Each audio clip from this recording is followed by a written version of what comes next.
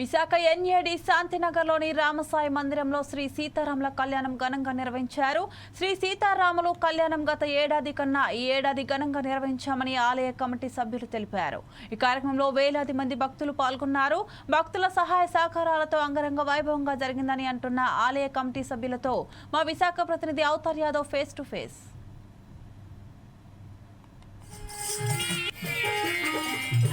హిందువులు ఘనంగా జరుపుకునే పండుగల్లో శ్రీరామనవమి ఒకటి. శ్రీరామనవమి పండుగ వచ్చిందంటే ఊరు వాడ కలిసి ఘనంగా వీధుల్లో పండుగ జరుపుకుంటారు.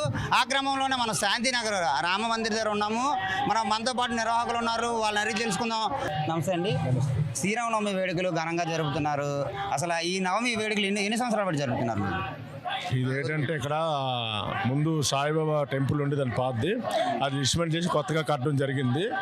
దీన్ని ఏంటంటే కొత్తగా కట్టిన తర్వాత అప్పుడు ఊరికి రామాలయం ఉండాలన్న దీంతో రామసాయి మందిరం అని పెట్టడం జరిగింది.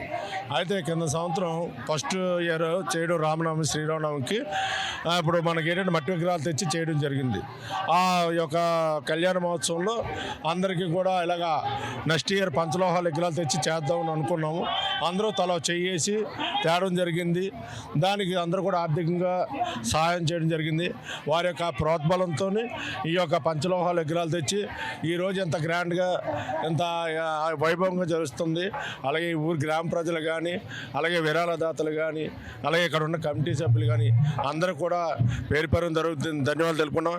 ఇంకా వచ్చే సంవత్సరం కూడా ఇంకా అత్యంత వైభవంగా జరుపుకుంటామని మనస్ఫూర్తిగా కోరుకుంటామండి. అంటే ఈ కళ్యాణం సామూహికంగా చేస్తున్నారా లేకపోతే ఎవరు ఇండివిజువల్గా చేసుకుంటున్నారా? సామూహికంగా అండి, సామూహికంగా చేస్తున్నాం. అందరినీ కూర్చోబెట్టాం. కళ్యాణం అంటే విరాళదాతలు ఇచ్చిన వాళ్ళు, కళ్యాణానికి విగ్రహాలకు ఇచ్చిన దాతల్ని వాళ్ళందరినీ కూర్చోబెట్టి వాళ్ళ గణపతి పూజ చేయించి వాళ్ళతో సామూహికంగా మొత్తం ఈ యొక్క శ్రీరామనవమి మహోత్సవం అత్యంత వైభవంగా జరుగుతుందండి. మీరు చెప్పండి, ఇప్పుడు పూజలు నిర్వహించారు. ఈరోజు స్వామివారికి తెల్లవారి నుంచి ఎటువంటి పూజలు నిర్వహించారు?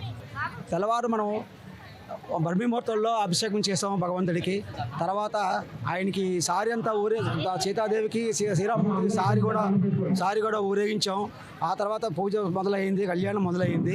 కళ్యాణంలోకి చాలామంది భక్తులు వచ్చారు.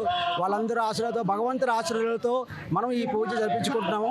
ప్రతి సంవత్సరం ఇలా జరుపుకొని ఇంకా అతివైభవంగా జరపాలని మేమందరూ కోరుకొని ఈ ప్రజలందరికీ సుఖ సంతోషాలతో ఉండాలని, దేశం అంతా బాగుపడాలని, అయోధ్య నుంచి భద్రాచలం దాకా ఉన్న రాముడు మన దేశాలందరినీ కాపాడి రామరాజ్యం మళ్ళా తిరిగి రావాలనే ఉద్దేశంతో ఈ పూజ జరుపుకుంటున్నాం.